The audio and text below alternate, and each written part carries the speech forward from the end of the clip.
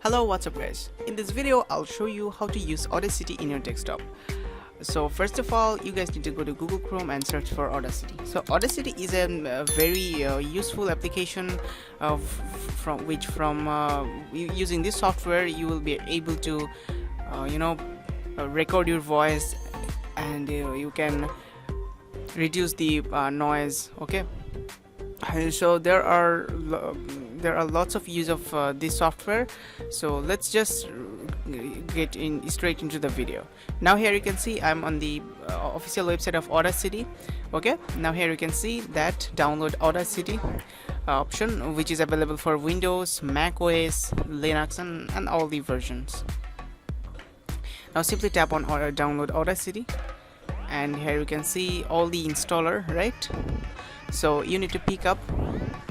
It will start download automatically. So here you can see, and I'm just opening up the software. Alright, so it's 3.1.2. I already have Audacity on my device, but here you can see I'm just trying to reinstall the software.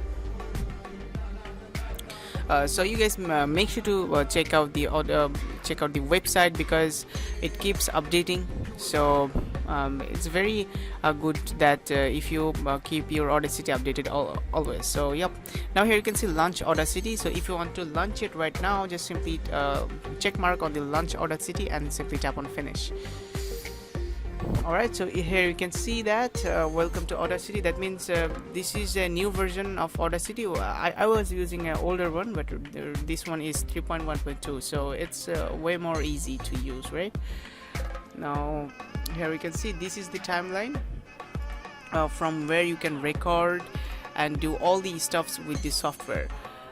So here you'll be able to, if you can see that record button, record icon, which is by tapping on that, here you can see my voice is going straight into the right.